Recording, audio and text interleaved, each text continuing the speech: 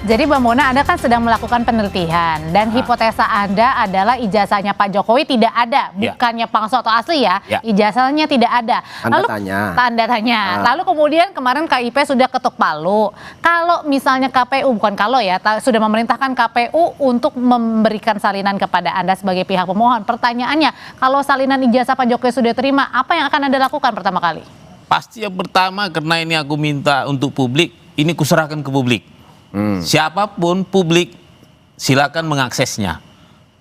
Jadi oke, kalau ini kita kasih ke publik, termasuk tim-tim yang pro dan kontra, termasuk terutama Pak RRT yang punya kepentingan, Mas Roy sangat punya kepentingan untuk memvalidasi ini, mereka pasti butuh ini.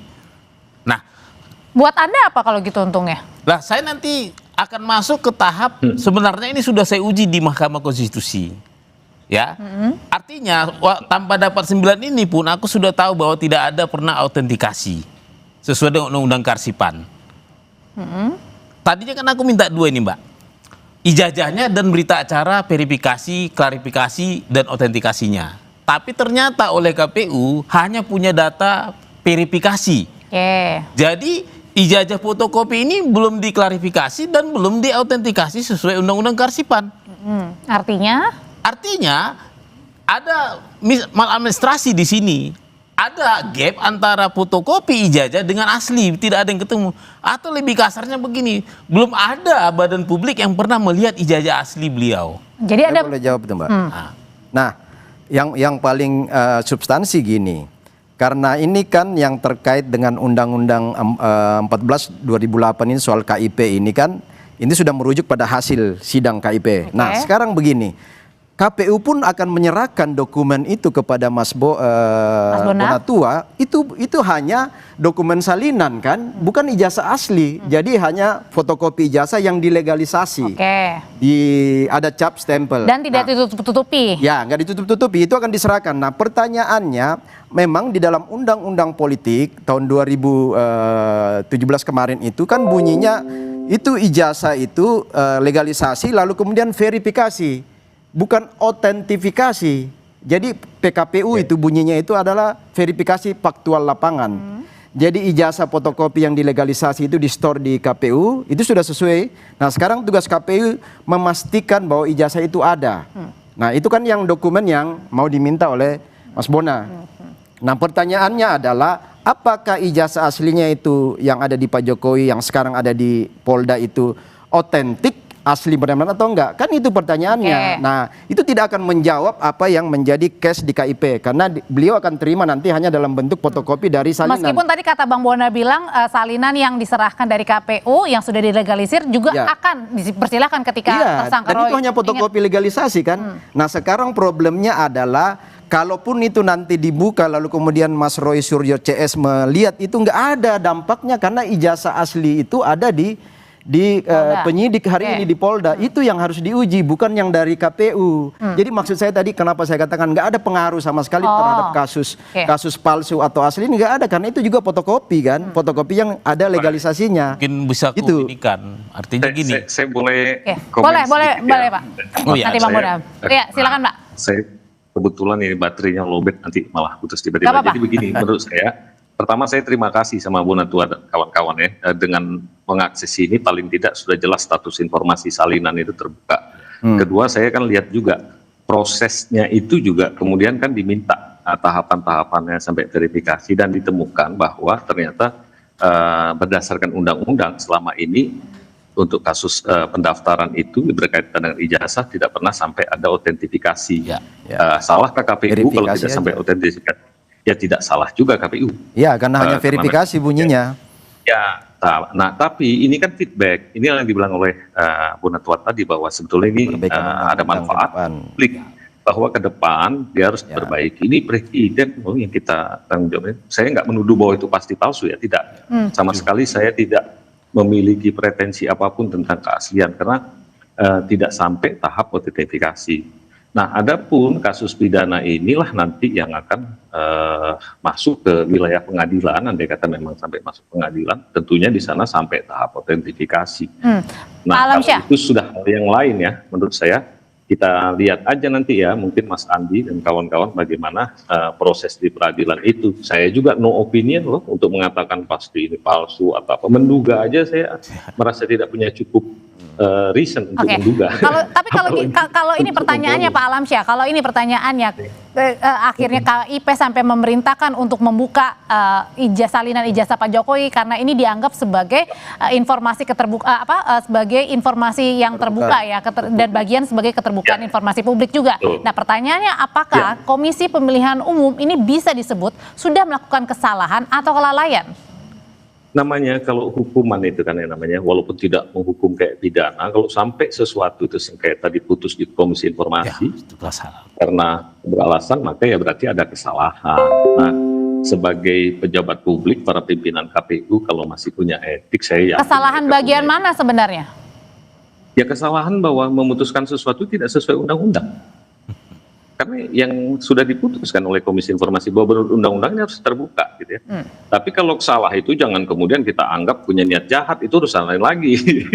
Jadi maksud saya nggak sampai ke sana, secara administratif keliru. Sehingga dengan demikian kalau diterima oleh KPU, maka kemudian tinggal KPU menyediakannya, memberikannya secara utuh dan menjadi presiden untuk ke depan gitu ya. Bukan cuma untuk ijazah presiden. Oke, Pak Alamsyah. Sebenarnya ada itu Mbak. Jadi menambah dari Pak Alamsyah, sebenarnya kan interpretasi yang kita dengar kemarin ya, yang kita dengar karena ketika diminta ini ke KPU kasus posisi Pak Jokowi kan sudah tidak presiden lagi ya, sudah selesai. Sehingga itu dianggap bahwa dia tidak lagi dalam posisi sebagai pejabat publik menurut pasal 18 Undang-Undang KIP. Itu sebenarnya debatnya kemarin dengan KPU itu. Ya, katakanlah KPU berpandangan begitu, dia punya tafsir lain, maka sudah diputus oleh Komisi Informasi. Ini kasarnya istilah tafsirmu salah, karena kami yang punya berwenang untuk menafsirkan. Tafsirnya adalah karena ijazah itu dulu dipakai di KPU itu dalam konteks dia sedang mencalonkan sebagai presiden, dengan kata lain terkait dengan posisi dalam jabatan publik gitu ya. Maka harus dibuka.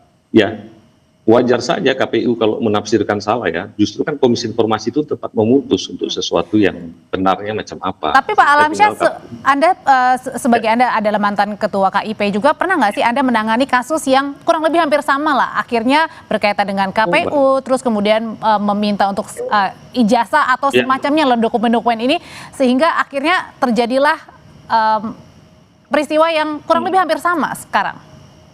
Ya kalau kasus-kasus yang lain ya, kalau untuk KPU sih saya dulu tidak ada ya. Kasus-kasus lain banyak yang kemudian mungkin gini, istilahnya kami ragu. Menurut kami ini harusnya tertutup, tapi bagi pemohon ini terbuka. Dan undang-undang menciptakan yang namanya lembaga Komisi Informasi memang untuk pengadil memutus sebetulnya mana yang benar. Ada juga kadang-kadang diperkuat keputusan PPID bahwa itu memang tertutup karena menurut Komisi Informasi secara undang-undang yang benar harus tutup. Ada juga yang ditolak permohonan. Jadi memang itulah fungsi Komisi Informasi. Jadi ketika ada dispute, perselisihan, beda tafsir gitu ya, nggak ada larangan orang untuk menafsirkan, tapi nanti ketika sampai di Komisi Informasi ya tafsir Komisi Informasi itulah yang harus jadi acuan. Berarti artinya adalah putusan ini juga bisa digunakan untuk pejabat-pejabat publik atau mantan pejabat publik lainnya? Ya sama, kalau sekarang saya kan dulu pernah jadi pimpinan ombudsman misalnya, ada orang yang mau minta, sekarang saya sudah tidak jadi pimpinan ombudsman. Dulu waktu Alamsyah punya ikut seleksi ombudsman, mana salinan ijazahnya? Ya pansel yang ada di Setnek, karena Setnek dulu yang di situ yang mengelola. Ya Setnek sebagai badan publik harus menyediakan.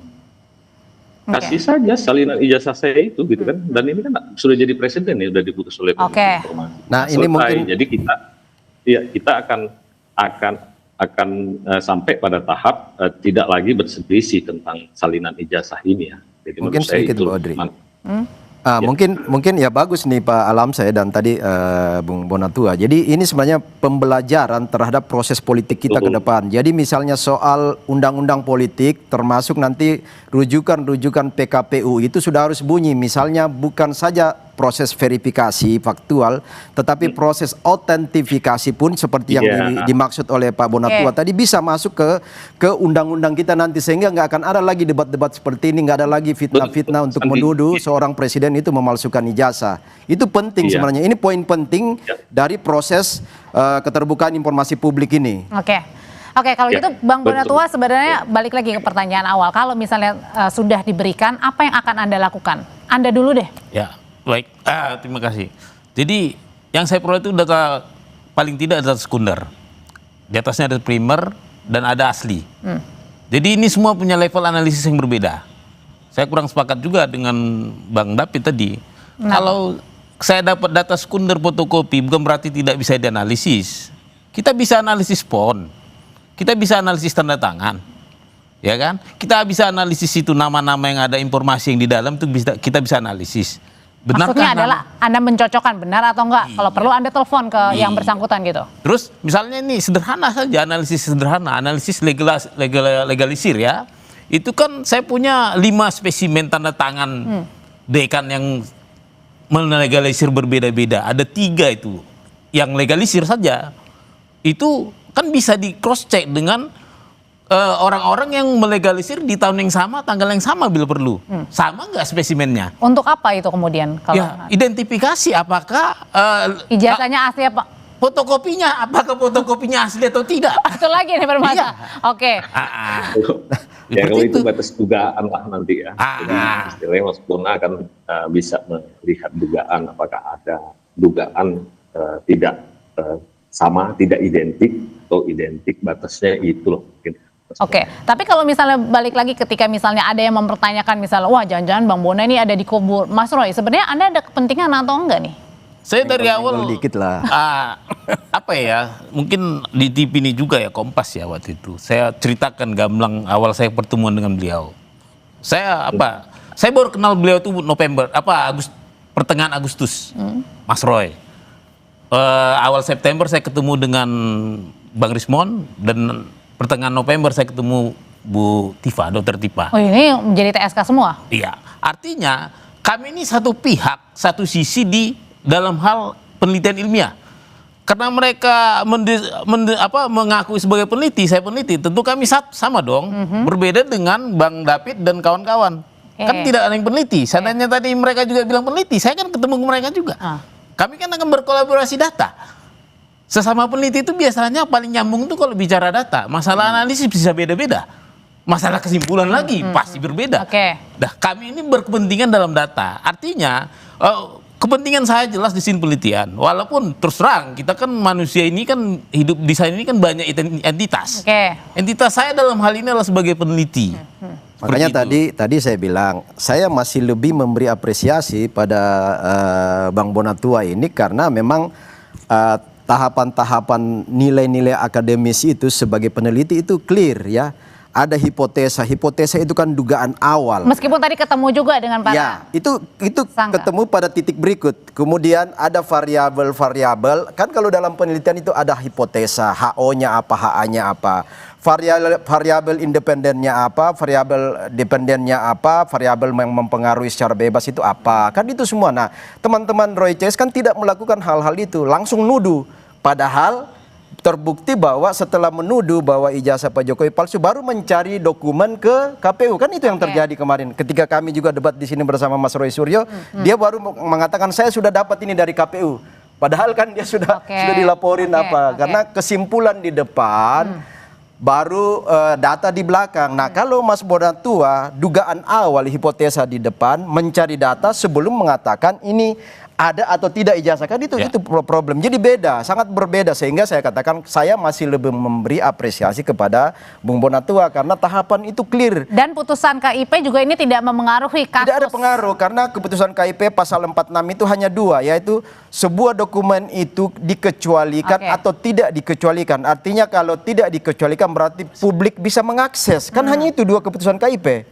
Menurut pasal 46 Undang-Undang 14 2008, dan itu yang terjadi pada gugatan beliau disetujui, dan memang nggak ada pengaruhnya karena ijazah asli itu ada pada Pak Jokowi dan sekarang ada di Polda. Dan nanti masih ditunggu berarti 14 hari ya, tergantung dari KPU membanding atau enggak ya. Betul.